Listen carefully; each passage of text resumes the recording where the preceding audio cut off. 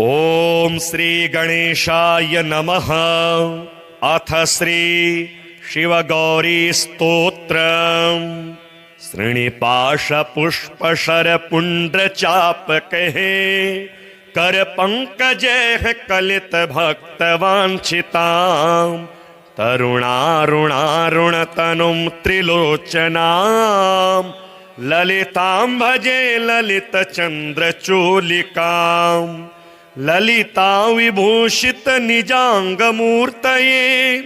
ललितेषु चाप श्रीनिपाश पाणये। उदयारुणद्युतिमुसे दयाजुषे, मदनेश्वराय महते नमो नमः। अंचत पंचशिखोंच मंच निकटे चक्रासनाध्यासिनी, सौंदर्यस्य महीं नवाब्दवयसं गौरीं कुलालापिनीं। माला पुष्पसृणी गुणांचितकरां पूग प्रमाणस्तनीं। बालां श्रीललितांबिका दुहितरं लीला समुद्रां भजे। चिंतामणिग्रहवरांचित शक्तिचक्रां, रक्षाकरं कलित कुमकुम रक्तवर्णं। सौंदर्य राशि वपुषं दशवर्षदेश्यं, वंदे कुमार मदनेश्वरमिन्दुमौलिम्। अपराजित नामधेयमश्वं, सुखमारूढवती सुवर्णवर्णां। विलसन्मणिवित्रपाशहस्ता, परिभूयात् परमेश्वरी सपत्नान्। अधिरोह्य जपारुणं तुरंगं, करपदमाञ्चितवेत्रपाशशक्तिः। परिभूत विपक्ष पक्षकोग्व्या, दरुणाभः परमेश्वरी सहायः। रक्तां विचित्रवसनां नवचन्द्रचूडा, मन्नप्रदान निरतां स्तनभारनम्रां। नृत्यन्तमिन्दुशकला भरणं विलोक्य, हृष्टां भजे भगवतीं भवदुःखहन्त्रीम्। उदञ्चिता कुञ्चितवामपादं, समञ्चिता हीन्दुकृशानुहस्तम्। अन्नप्रदां वीक्ष्य मुदा महेशीं, नटन्तमाद्यं नटमाश्रयामः। अरुणारुणकोटितुल्यकान्तिं, श्रीनिपाशाभयवाञ्छितप्रदानेः। अनुरक्तकरां नवेन्दुचूडां, मखिलेशीं भुवनेश्वरीं भजामः। बालेन्दुकलितोत्तंसं बालारुणसमद्युतिं, पाशाङ्कुशवराभीति करं शम्भुं समाश्रये। कुलाचलकुतूहलं कुसुमचापसञ्जीवनं, कुचे कलितवल्कलं गुरुकृपारसं लोचने। जपासहृदयं रुचौ जपवटाभिरामं करे, जटानिबिडितं कचे जयति जीवितं शाम्भवम्।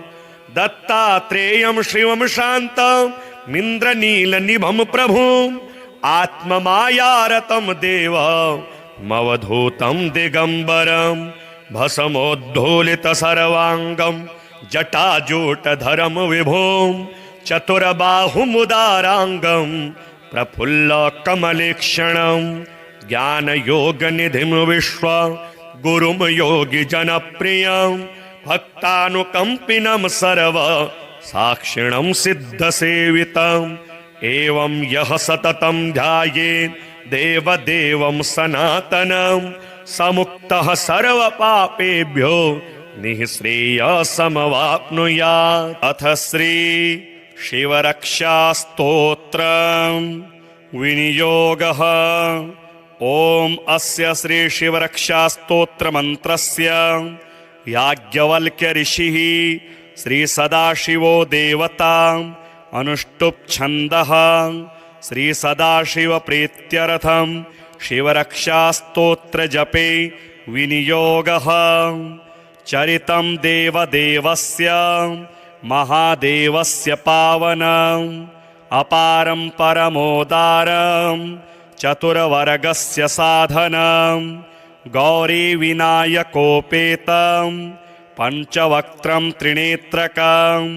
शिवं ध्यात्वा दशभुजं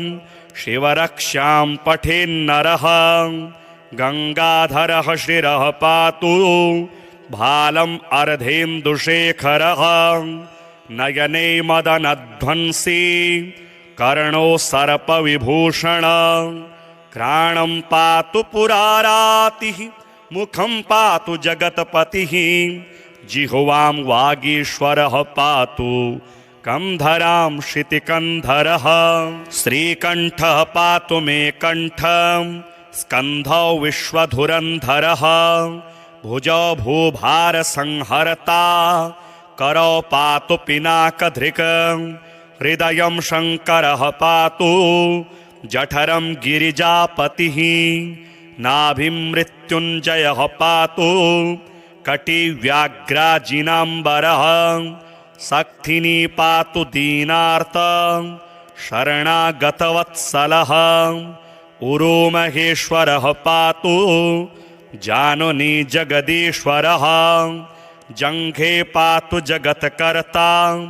गुल्फौ पातु गणाधिपः चरणौ करुणासिन्धुः सर्वाङ्गानि सदाशिवः एतां शिवबलोपेतां रक्षां यः सुकृती पठेत् स भुक्त्वा सकलान् कामान् शिवसायुज्यमाप्नुयात् ग्रहभूतपिशाचाद्यास्त्रैलोक्ये विचरन्ति ये दूरादाशु पलायन्ते शिवनामाभिरक्षणात् अभयङ्करनामेदं कवचं पार्वतीपतेः भक्त्या बिभरति यः कण्ठे तस्य वश्यं जगत्त्रयम् इमां नारायणः स्वप्ने शिवरक्षां यथा दिशत् प्रातरुत्थाय योगीन्द्रो याज्ञवल्क्यः तथा लिखत् अथ श्री गौरीगिरीशस्तोत्रम् चन्द्रार्ध प्रविभासि मस्तकतटौ तन्द्राविहीनौ सदा भक्तौध प्रतिपालने निजतनो छायाजितार्कायुतौ शृङ्गाद्रिस्थविवाहमण्डपगतौ कारुण्यवारान्निधि कल्याणं तनुतां समस्तजगतां गौरीगिरीशौ मुदा अन्योन्यार्चन तत्परो मधुरवाक् संतोषितान्योन्यकौ चन्द्रार्धाञ्चितशेखरौ प्रणमता निष्ठार्थदौ सत्वरम् शृङ्गाद्रिस्थविवाहमण्डपगतौ शृङ्गारजन्मावनि कल्याणं तनुतां समस्तजगतां गौरीगिरीशौ मुदा सौदर्येण परस्परं प्रमुदिता वन्योन्यचित्तस्थितौ राकाचन्द्रसमानवक्त्रकमलौ पादाब्जकालङ्कृतौ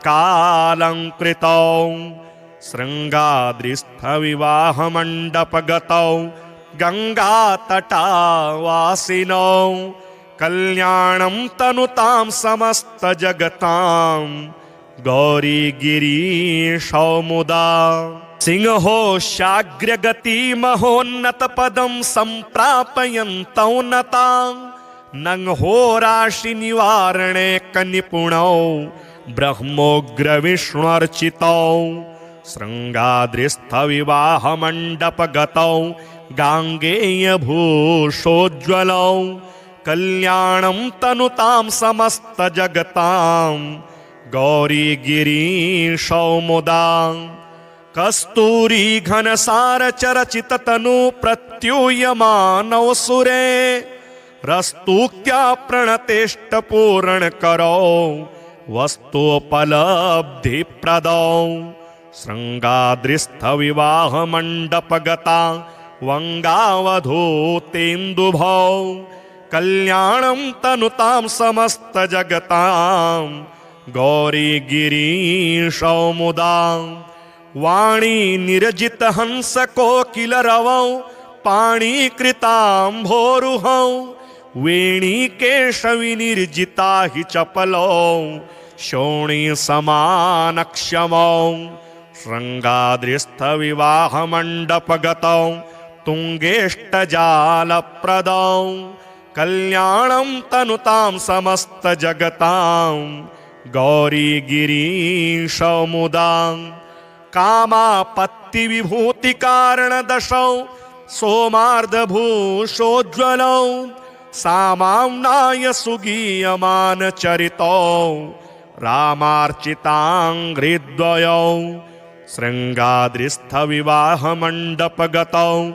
माणिक्यभूषान्वितौ कल्याणं तनुतां समस्त जगतां गौरी गिरीशौ मुदा दम्भाहंकृति दोष शून्य पुरुष है संभावनीयौ सदा जम्भाराति मुखामरेन्द्र विनुतौ कुभात्मजाद्यर्चितौ शृङ्गाद्रिस्थ विवाह मण्डपगतौ वाग्दान दीक्षाधरौ कल्याणं तनुतां समस्त जगतां गौरी गिरीशौ मुदा शापानुग्रह शक्तिदान निपुणौ तापापनोदक्षमौ सोपानक्रमतोऽधिकारिभिर्नु प्राप्यौष्यमासागरौ शृङ्गाद्रिस्थ विवाह मण्डपगतौ लावण्यपाथो निधि कल्याणं तनुतां समस्त जगतां गौरी गिरीशौ मुदा शोणाम्भोरुह तुल्यपादयुगलौ बाणार्चना तोषितौ वीणाधृङ्मुनिगीयमान विभवौ बालारुणाभाम्बरौ शृङ्गाद्रिस्थ विवाह मण्डपगतौ तुल्याधिकैर्वर्जितौ कल्याणं तनुतां समस्त जगतां गौरी गिरीशौ मुदा श्रीनिपाश पुष्प शर पुण्ड्र चापकहे कर पंकजे कलित भक्त वांछितां तरुणारुणारुण तनुं त्रिलोचनां ललितां भजे ललित चंद्र चूलिकां ललिता विभूषित निजांग मूर्तये ललितेषु चाप श्रीनिपाश पाणये उदयारुणद्युतिमुसे दयाजुषे मदनेश्वराय महते नमो नमः अंचत पंचशिखोंच मंच निकटे चक्रासनाध्यासिनीं सौन्दर्यस्य महीं नवाब्दवयसं गौरीं कुलालापिनीं माला पुष्पसृणी गुणांचितकरां पूग प्रमाणस्तनीं बालां श्रीललिताम्बिका दुहितरं लीलासमुद्रां भजे चिन्तामणिग्रहवराञ्चितशक्तिचक्रां रक्षाकरं कलितकुङ्कुमरक्तवर्णां सौन्दर्यराशिवपुषं दशवर्षदेश्यां वन्दे कुमारमदनेश्वरमिन्दुमौलिम् अपराजितनामधेयमश्वं सुखमारूढवते सुवर्णवर्णां विलसन्मणिवित्रपाशहस्ता परिभूयात् परमेश्वरी सपत्नान् अधिरोह्य जपारुणं तुरंगं करपदमाञ्चितवेत्रपाशशक्तिः परिभूत विपक्ष पक्षकोग्व्या दरुणाभः परमेश्वरी सहायः रक्तां विचित्रवसनां नवचन्द्रचूडा मन्नप्रदाननिरतां स्तनभारनम्रां नृत्यन्तमिन्दुशकला भरणं विलोक्य हृष्टां भजे भगवतीं भवदुःखहन्त्रीम् उदञ्चिता कुञ्चितवामपादं समञ्चिता हीन्दुकृशानुहस्तम् अन्नप्रदां वीक्ष्य मुदा महेशीं नटन्तमाद्यं नटमाश्रयामः अरुणारुणकोटितुल्यकान्तिं श्रीनिपाशाभयवाञ्छितप्रदानेः अनुरक्तकरां नवेन्दुचूडामखिलेशीं भुवनेश्वरीं भजामः बालेन्दुकलितोत्तंसं बालारुणसमद्युतिं पाशाङ्कुशवराभीति करं शम्भुं समाश्रये कुलाचलकुतूहलं कुसुमचापसञ्जीवनं कुचे कलितवल्कलं गुरुकृपारसंलोचने जपासहृदयं रुचौ जपवटाभिरामं करे जटानिबिडितं कचे जयति जीवितं शाम्भवम् दत्तात्रेयं शिवं शान्तमिन्द्रनीलनिभं प्रभुम् आत्ममायारतं देवमवधूतं दिगम्बरं भस्मोद्धूलितसर्वाङ्गं जटाजूटधरं विभुं चतुरबाहुमुदाराङ्गं प्रफुल्लकमलेक्षणं ज्ञानयोगनिधिं विश्वगुरुं योगिजनप्रियं भक्तानुकम्पिनं सर्वसाक्षिणं सिद्धसेवितम् एवं यः सततं ध्यायेत् देवदेवं सनातनं समुक्तः सर्वपापेभ्यो निःश्रेयसमवाप्नुयात्। अथ श्री शिवरक्षास्तोत्रं विनियोगः। ॐ अस्य श्री शिवरक्षास्तोत्रमन्त्रस्य याज्ञवल्क्य ऋषिः श्री सदाशिवो देवता अनुष्टुप् छन्दः श्री सदाशिव प्रीत्यर्थं शिवरक्षास्तोत्र जपे विनियोगः। चरितं देवदेवस्य महादेवस्य पावनम् अपारं परमोदारं चतुर्वर्गस्य साधनं गौरीविनायकोपेतं पञ्चवक्त्रं त्रिनेत्रकं शिवं ध्यात्वा दशभुजं शिवरक्षां पठेन्नरः गंगाधरः शिरः पातु भालम् अर्धेन्दुशेखरः नयने मदनध्वंसी कर्णो सर्पविभूषण घ्राणं पातु पुरारातिः मुखं पातु जगत्पतिः जिह्वां वागीश्वरः पातु कंधरां शितिकंधरः श्रीकंठः पातु मे कंठं स्कंधौ विश्वधुरंधरः भुजौ भूभारसंहर्ता करौ पातु पिनाकधृक् हृदयं शंकरः पातु जठरं गिरिजापतिः नाभिं मृत्युञ्जयः पातु कटिव्याघ्राजिनाम्बरः सक्थिनी पातु दीनार्त शरणागतवत्सलः उरोमहेश्वरः पातु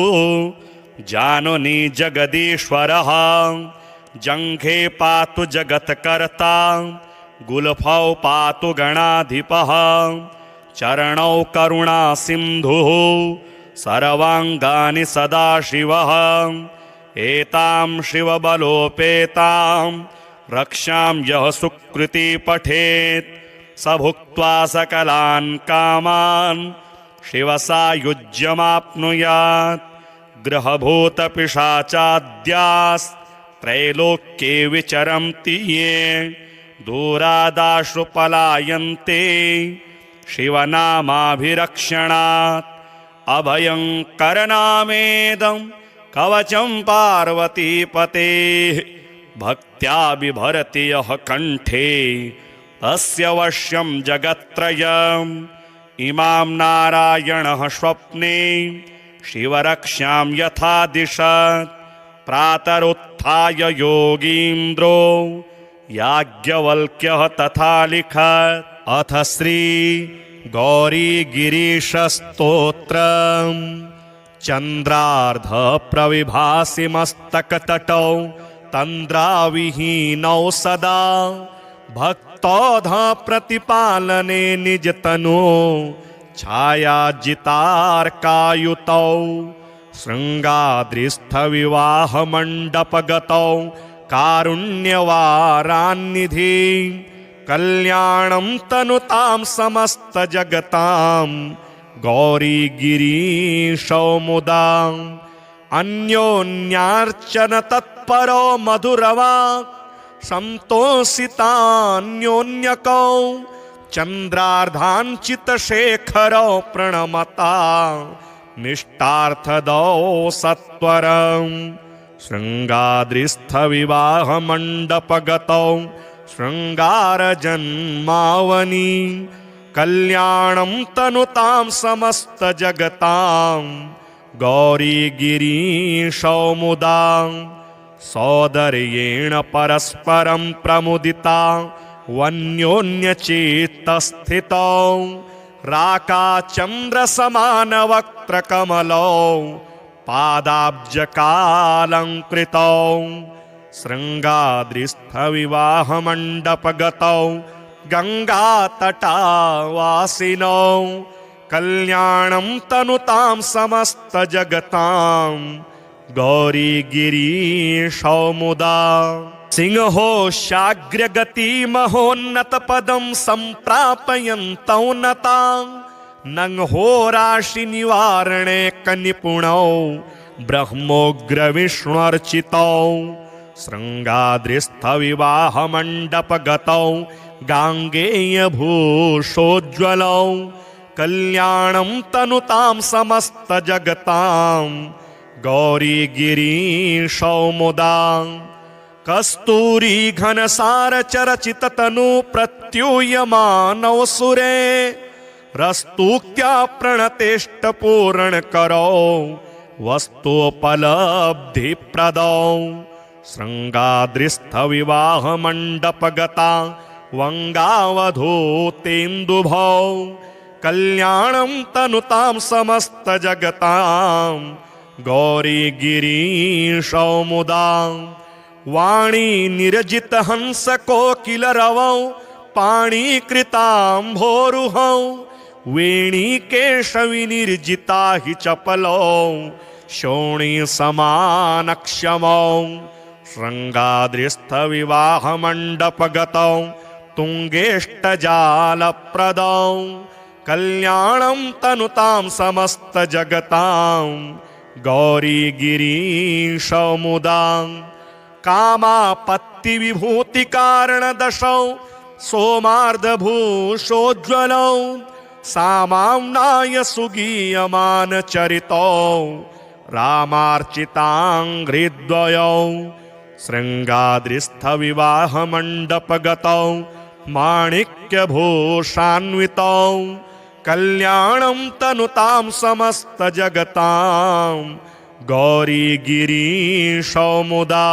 दम्भाहङ्कृतिदोषशून्यपुरुषः सम्भावनीयौ सदा जम्भारातिमुखामरेन्द्रविनुतौ कुभात्मजाद्यर्चितौ शृङ्गाद्रिस्थविवाहमण्डपगतौ वाग्दानदीक्षाधरौ कल्याणं तनुतां समस्तजगतां गौरीगिरीशौ मुदा शापानुग्रहशक्तिदाननिपुणौ तापापनोदक्षमौ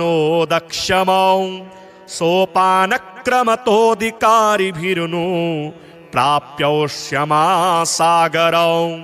शृङ्गाद्रिस्थविवाहमण्डपगतौ लावण्यपाथोनिधि कल्याणं तनुतां समस्तजगतां गौरीगिरीशौ मुदा शोणाम्भोरुहतुल्यपादयुगलौ बाणार्चनातोषितौ वीणाधृङ्मुनिगीयमानविभवौ बालारुणाभाम्बरौ शृङ्गाद्रिस्थविवाहमण्डपगतौ तुल्याधिकैर्वर्जितौ कल्याणं तनुतां समस्तजगतां गौरीगिरीशौ मुदा श्रीनिपाशपुष्पशरपुण्ड्रचापकैः करपङ्कजैः कलितभक्तवाञ्छितां तरुणारुणारुणतनुं त्रिलोचनां ललितां भजे ललितचन्द्रचूलिकां ललितां विभूषितनिजाङ्गमूर्तये ललितेषु चापसृणिपाशपाणये उदयारुणद्युतिमुसे दयाजुषे मदनेश्वराय महते नमो नमः। अंचत पंचशिखोंच मंच निकटे चक्रासनाध्यासिनीं सौन्दर्यस्य महीं नवाब्दवयसं गौरीं कुलालापिनीं माला पुष्पसृणी गुणाञ्चितकरां पूगप्रमाणस्तनीं बालां श्रीललिताम्बिका दुहितरं लीलासमुद्रां भजे चिन्तामणिग्रहवराञ्चितशक्तिचक्रां रक्षाकरं कलितकुङ्कुमरक्तवर्णां सौन्दर्यराशिवपुषं दशवर्षदेश्यां वन्दे कुमारमदनेश्वरमिन्दुमौलिम् अपराजितनामधेयमश्वं सुखमारूढवते सुवर्णवर्णां विलसन्मणिवित्रपाशहस्ता परिभूयात् परमेश्वरी सपत्नान् अधिरुह्य जपारुणं तुरङ्गं करपदमाञ्चितवेत्रपाशशक्तिः परिभूतविपक्षपक्षकोग्व्या दरुणाभः परमेश्वरी सहायः रक्तां विचित्रवसनां नवचन्द्रचूडा मन्नप्रदाननिरतां स्तनभारनम्रां नृत्यन्तमिन्दुशकलाभरणं विलोक्य हृष्टां भजे भगवतीं भवदुःखहन्त्रीम् उदञ्चिता कुञ्चितवामपादं समञ्चिता हीन्दुकृशानुहस्तम् अन्नप्रदां वीक्ष्य मुदा महेशीं नटन्तमाद्यं नटमाश्रयामः अरुणारुणकोटितुल्यकान्तिं श्रीनिपाशाभयवाञ्छितप्रदानेः अनुरक्तकरां नवेन्दुचूडा मखिलेशीं भुवनेश्वरीं भजामः बालेन्दुकलितोत्तंसं बालारुणसमद्युतिं पाशाङ्कुशवराभीति करं शम्भुं समाश्रये कुलाचलकुतूहलं कुसुमचापसञ्जीवनं कुचे कलितवल्कलं गुरुकृपारसं लोचने जपासहृदयं रुचौ जपवटाभिरामं करे जटानिबिडितं कचे जयति जीवितं शाम्भवं दत्तात्रेयं शिवं शान्तमिन्द्रनीलनिभं प्रभुम् आत्ममायारतं देवमवधूतं दिगम्बरं भस्मोद्धूलितसर्वाङ्गं जटाजूटधरं विभुं चतुर्बाहुमुदाराङ्गं प्रफुल्लकमलेक्षणं ज्ञानयोगनिधिं विश्व गुरुं योगिजनप्रियं भक्तानुकम्पिनं सर्व साक्षिणं सिद्धसेवितम् एवं यः सततं ध्यायेत् देवदेवं सनातनं समुक्तः सर्वपापेभ्यो निःश्रेयसमवाप्नुयात्। अथ श्री शिवरक्षास्तोत्रं विनियोगः। ॐ अस्य श्री शिवरक्षास्तोत्रमन्त्रस्य याज्ञवल्क्य ऋषिः श्री सदाशिवो देवता अनुष्टुप् छन्दः श्री सदाशिव प्रीत्यर्थं शिवरक्षास्तोत्र जपे विनियोगः। चरितं देवदेवस्य महादेवस्य पावनं अपारं परमोदारं चतुर्वर्गस्य साधनं गौरीविनायकोपेतं पञ्चवक्त्रं त्रिनेत्रकं शिवं ध्यात्वा दशभुजं शिवरक्षां पठेन्नरः गङ्गाधरः शिरः पातु भालम् अर्धेन्दुशेखरः नयने मदनध्वंसी कर्णो सर्पविभूषण घ्राणं पातु पुरारातिः मुखं पातु जगत्पतिः जिह्वां वागीश्वरः पातु कंधरां क्षितिकन्धरः श्रीकण्ठः पातु मे कण्ठं स्कन्धौ विश्वधुरन्धरः भुजौ भूभारसंहर्ता करौ पातु पिनाकधृक् हृदयं शङ्करः पातु जठरं गिरिजापतिः नाभिं मृत्युञ्जयः पातु कटिव्याघ्राजिनाम्बरः सक्थिनी पातु दीनार्त शरणागतवत्सलः उरुमहेश्वरः पातु जानुनी जगदीश्वरः जङ्घे पातु जगत्कर्ता गुल्फौ पातु गणाधिपः चरणौ करुणासिन्धुः सर्वाङ्गानि सदाशिवः एतां शिवबलोपेतां रक्षां यः सुकृती पठेत् स भुक्त्वा सकलान् कामान् शिवसायुज्यमाप्नुयात् ग्रहभूतपिशाचाद्यास्त्रैलोक्ये विचरन्ति ये दूरादाशु पलायन्ते शिवनामाभिरक्षणात् अभयङ्करनामेदं कवचं पार्वतीपतेः भक्त्या बिभरति यः कण्ठे तस्य वश्यं जगत्त्रयम् इमां नारायणः स्वप्ने शिवरक्षां यथा दिशत् प्रातरुत्थाय योगीन्द्रो याज्ञवल्क्यः तथा लिखत् अथ श्री गौरीगिरीशस्तोत्रम् चन्द्रार्ध प्रविभासि मस्तकतटौ तन्द्राविहीनौ सदा भक्तौध प्रतिपालने निजतनु छायाजितार्कायुतौ शृङ्गाद्रिस्थविवाहमण्डपगतौ कारुण्यवारान्निधि कल्याणं तनुतां समस्तजगतां गौरीगिरीशौ मुदा अन्योन्यार्चन तत्परो मधुरवाक् संतोषितान्योन्यकौ चन्द्रार्धाञ्चितशेखरौ प्रणमता निष्ठार्थदौ सत्वरं शृङ्गाद्रिस्थविवाहमण्डपगतौ शृङ्गारजन्मावनि कल्याणं तनुतां समस्तजगतां गौरीगिरीशौ मुदा सौदर्येण परस्परं प्रमुदिता वन्योन्यचित्तस्थितौ राकाचन्द्रसमानवक्त्रकमलौ पादाब्जकालङ्कृतौ शृङ्गाद्रिस्थविवाहमण्डपगतौ गङ्गातटावासिनौ कल्याणं तनुतां समस्तजगतां गौरीगिरीशौ मुदा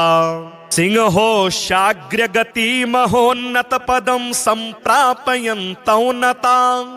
नंहोराशिनिवारणे कनिपुणौ ब्रह्मोग्रविष्णुर्चितौ शृङ्गाद्रिस्थविवाहमण्डपगतौ गाङ्गेयभूषोज्ज्वलौ कल्याणं तनुतां समस्तजगतां गौरीगिरीशौ मुदा कस्तूरी घनसारचरचिततनु प्रत्यूयमानौ सुरे रस्तूक्त्या प्रणतेष्टपूरणकरौ वस्तुपलब्धिप्रदौ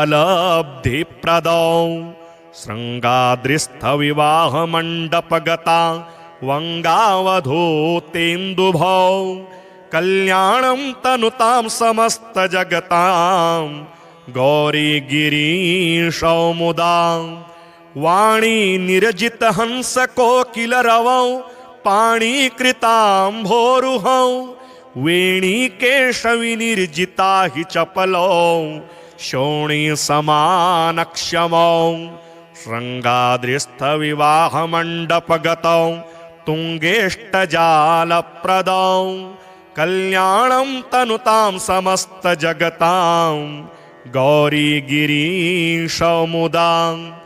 कामापत्ति विभूति कारण दशौ सोमार्धभूषोज्ज्वलौ सामाम्नाय सुगीयमान चरितौ रामार्चिताङ्घ्रिद्वयौ शृङ्गाद्रिस्थ विवाह मण्डपगतौ माणिक्यभूषान्वितौ कल्याणं तनुतां समस्तजगतां गौरी गिरीशौ मुदा दम्भाहंकृति दोष शून्य पुरुष है संभावनीयौ सदा जम्भाराति मुखामरेन्द्र विनुतौ कुभात्मजाद्यर्चितौ शृङ्गाद्रिस्थ विवाह मण्डपगतौ वाग्दान दीक्षाधरौ कल्याणं तनुतां समस्तजगतां गौरी गिरीशौ मुदा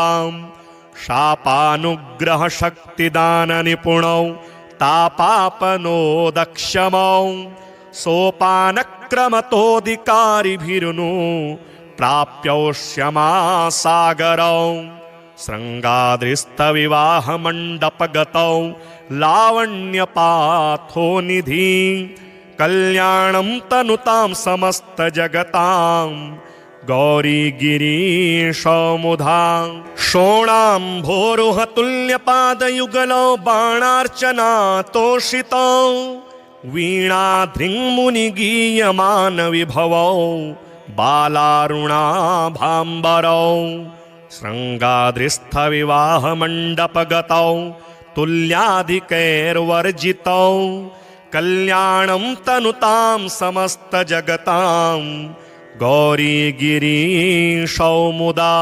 श्रीनिपाशपुष्पशरपुण्ड्रचापकहे कर पंकजे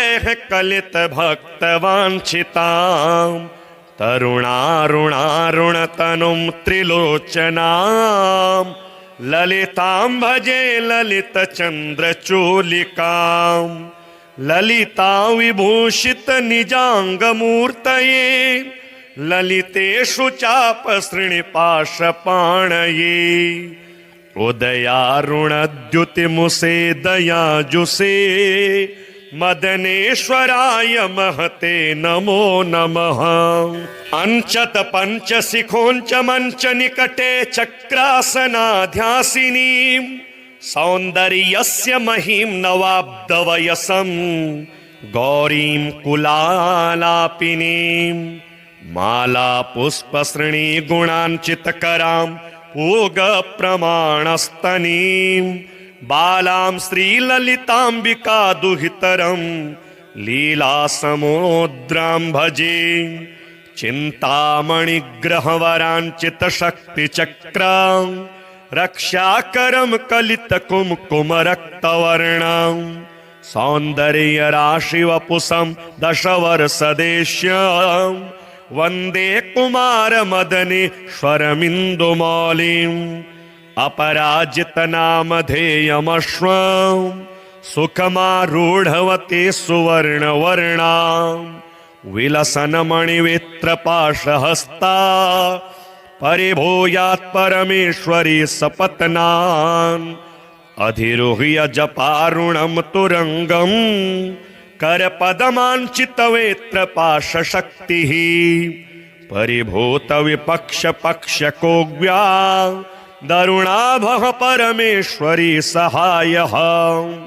रक्तां विचित्रवसनां नवचन्द्रचूडा मन्नप्रदाननिरतां स्तनभारनम्रां नृत्यन्तमिन्दुशकला भरणं विलोक्य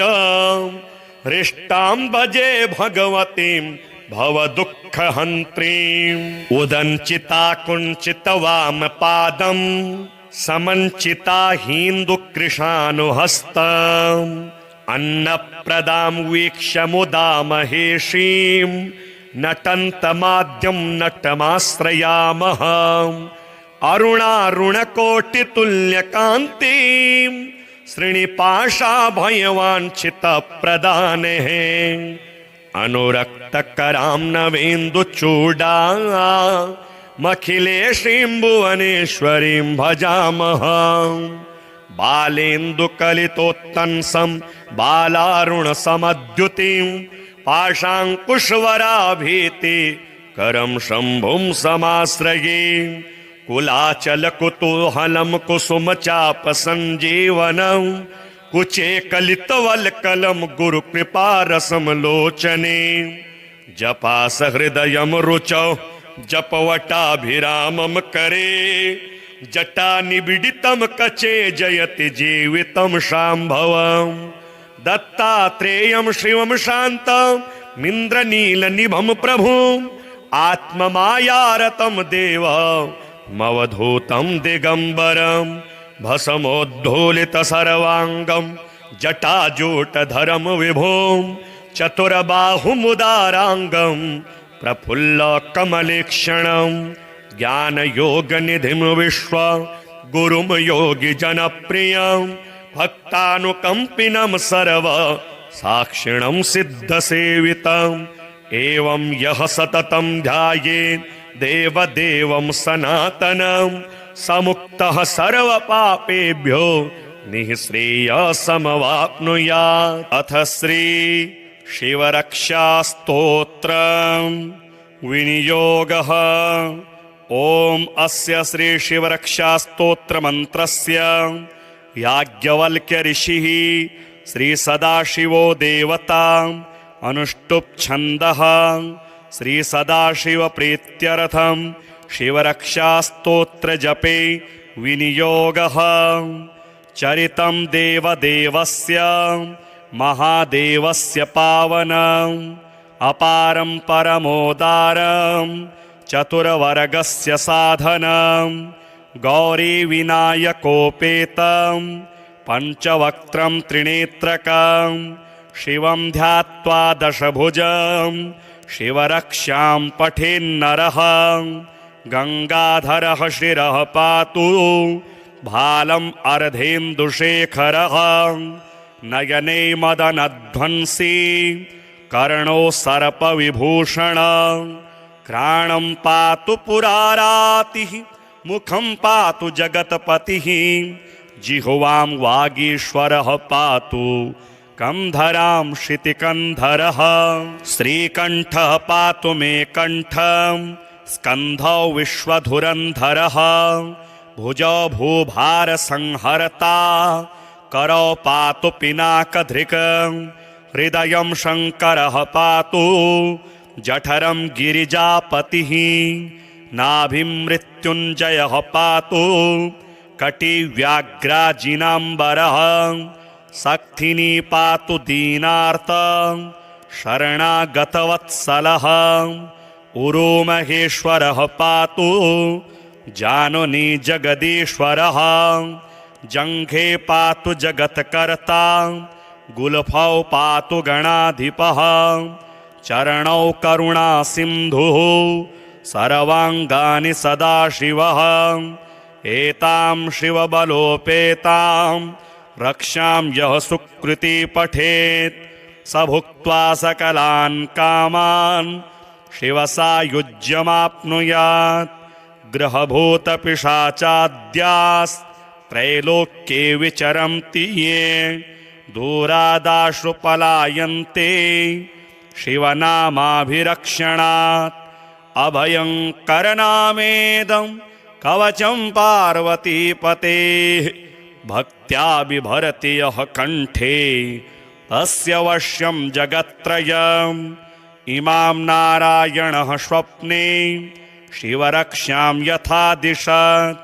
प्रातरुत्थाय योगीन्द्रो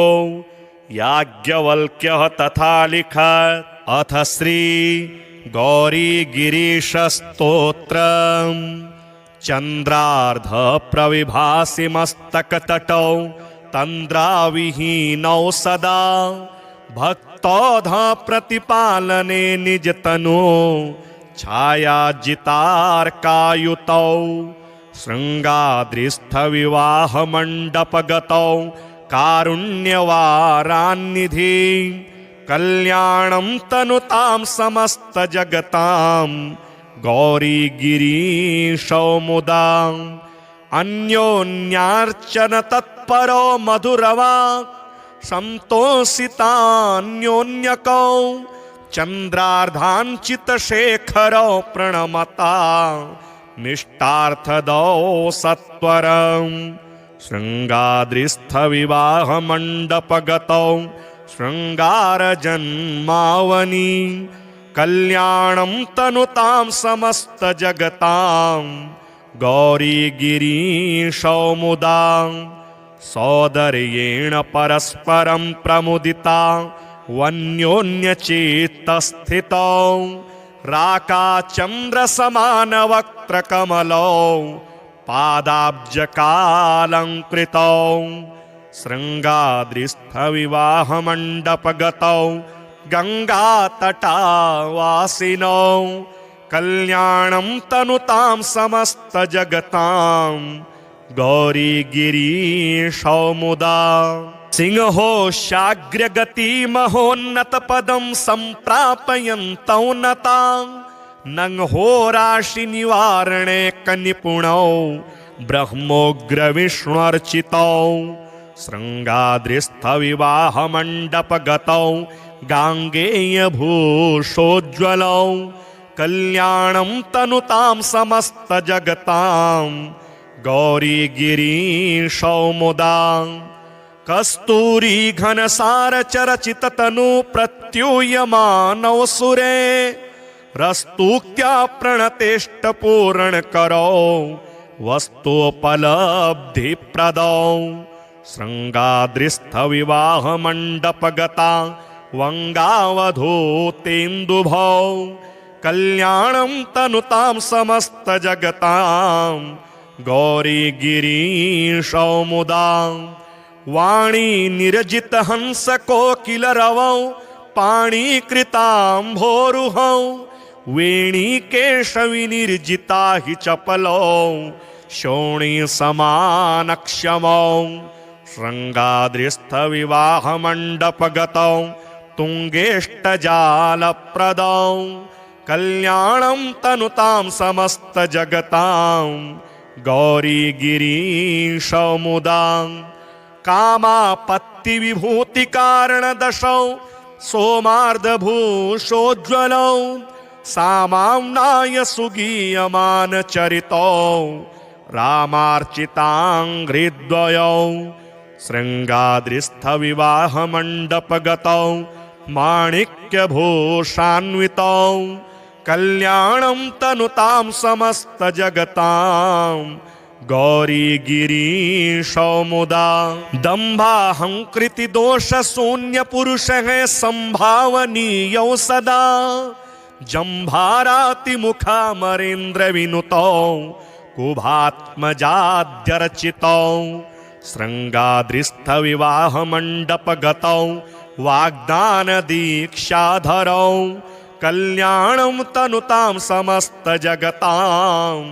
गौरीगिरीशौ मुदा शापानुग्रहशक्तिदाननिपुणौ तापापनोदक्षमौ सोपानक्रमतोऽधिकारिभिरुनु प्राप्यौ क्षमासागरौ शृङ्गाद्रिस्थविवाहमण्डपगतौ लावण्यपाथोनिधि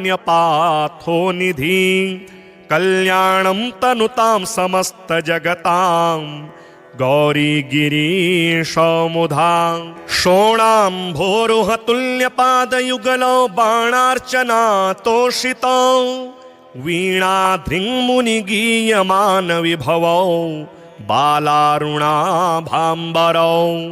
शृङ्गाद्रिस्थविवाहमण्डपगतौ तुल्याधिकैर्वर्जितौ कल्याणं तनुतां समस्तजगतां गौरी गिरीशौ मुदा।